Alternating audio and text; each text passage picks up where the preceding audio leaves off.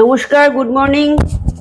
আজকে করব আমার একটা খুব প্রিয় রেসিপি, যে রেসিপিটা আমার ভীষণ ভালো লাগে পার্সোনালি, এবং সেটা করলে মাছ মাংসও লাগে না আমার, এত ভালো লাগে। সেটা হচ্ছে এঁচোড় চিংড়ি।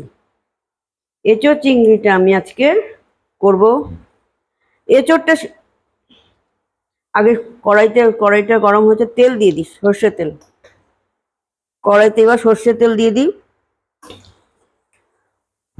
কড়াইতে সর্ষের তেল দিলাম। এবার শুকনো লঙ্কা, তেজপাতা,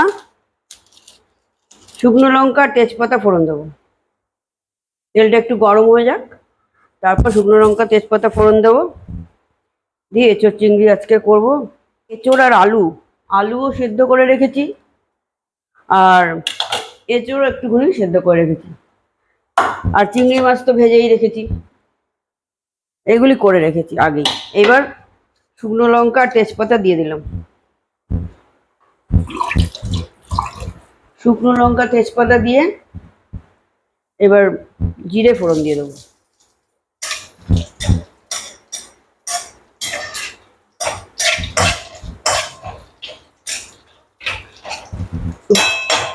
একটু ভাজা ভাজা হলো, তারপর এবার পেঁয়াজ বাটা দিয়ে দিলাম। এই বড় চামচের 1 চামচ পেঁয়াজ বাটা, 1.5 চামচ দিয়ে দিলাম।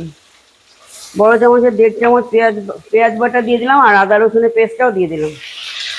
এইবার এগুলি কষাবো।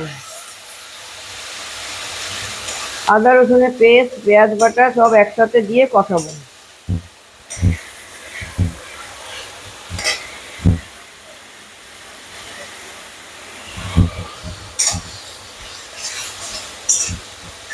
এর মধ্যে ইচ্ছা হলে একটু এলাচ দারচিনি ফোড়নও দেওয়া যেত, দিইনি আমি।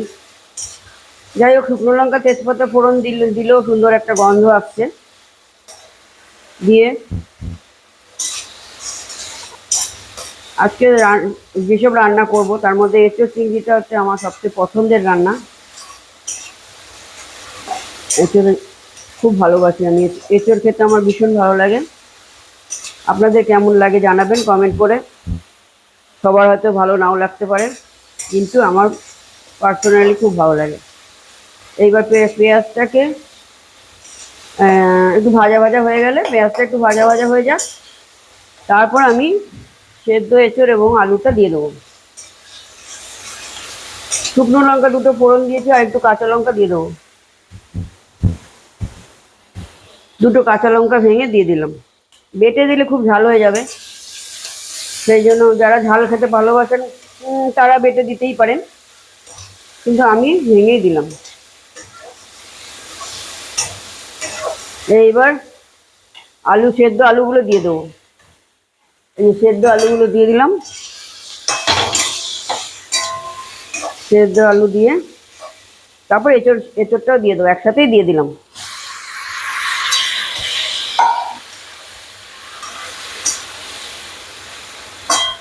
এবার দেবো নুন, হলুদ, জিরার গুঁড়ো, ধনের গুঁড়ো, যেরকম দেওয়ার পরপর দেবো। হলুদ দিলাম। এইবার দেবো জিরের গুঁড়ো 1 চামচ 1 চামচ করে সব কিছু, ধনের গুঁড়ো, নুন সব 1 চামচ, চিনি। এই ধরনের রান্নাতে চিনিটা তো একটু দিতেই হয়, আমরা দিই। এই ধরনের ডালনা টাইপের রান্নাতে চিনিটা একটু দিই। আর কালারের জন্য যদি চান তো কালারটার জন্য একটু কাশ্মীরি লঙ্কার গুঁড়ো দেওয়া যেতেই পারে। আমি একটু কাশ্মীরি লঙ্কার গুঁড়ো দিচ্ছি।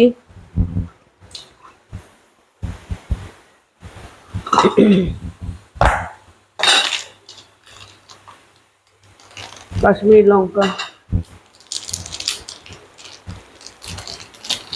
লঙ্কার গুঁড়ো একটু দিচ্ছি, কালারটা ভালো হবে। এই যে কাশ্মীরি লঙ্কার গুঁড়ো দিলাম।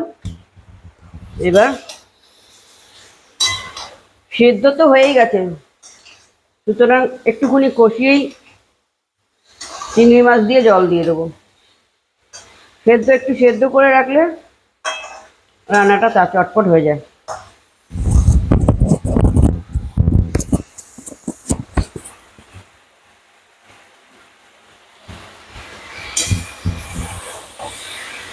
কষানো হয়ে গেছে। কষানো হয়ে গেছে, এবার আমি চিংড়ি মাছগুলো সব দিয়ে দেবো।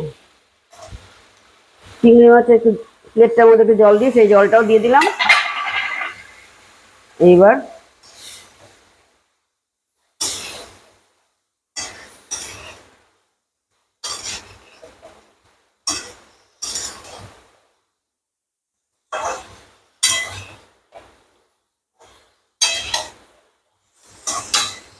একটু জল দিয়ে একটুখানি আবার একটুখানি কষিয়ে নিচ্ছি। নামানোর আগে ঘি গরম মশলা দেবো। নিয়ে চল,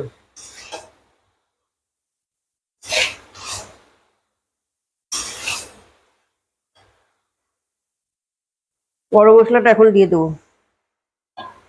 গরম মশলা দিয়ে একটুখানি কষাবো। ওই অল্প গরম মশলা দিয়ে দিলাম, এইবার গরম মশলা দিয়ে কষাবো।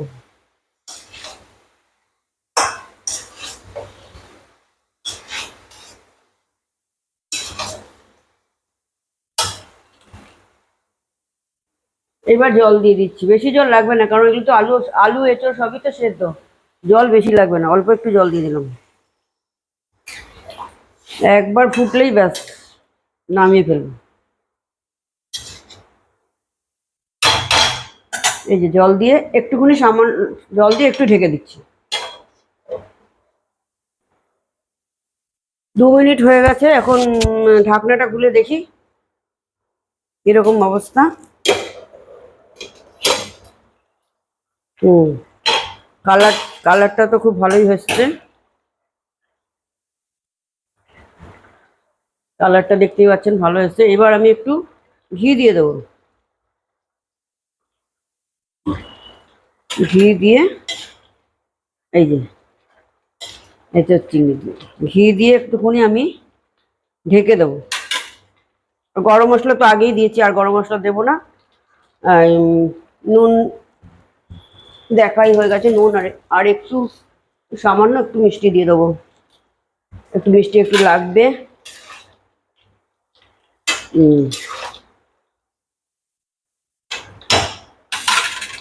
এইবার একটু ঢেকে রেখে আমি একটু পরেই নামিয়ে ফেলছি। এইবার নামিয়ে ফেলবো। এইবার এটা নামিয়ে ফেলবো। এঁচোড় চিংড়ি তো সবাই করেন, সুতরাং আমি আজকে করলাম আমার মতো করে, সেটা আপনাদের সাথে শেয়ার করলাম। ভালো লাগলে লাইক শেয়ার সাবস্ক্রাইব করে দেবেন, যারা সাবস্ক্রাইব এখনো করেননি করে দেবেন, আর যারা করেছেন তাদের তো অসংখ্য ধন্যবাদ। আর সাবস্ক্রাইব করে পাশের বেল আইকনটা প্রেস করে দেবেন, তাহলে এরকম আমার সব সহজ রেসিপিগুলো, খুব তাড়াতাড়ি এবং সহজ রেসিপিগুলো অনেক অল্প সময়ের মধ্যে ভালো রান্না কী করে করা যায় এই যে সেটা দেখতে পাবেন।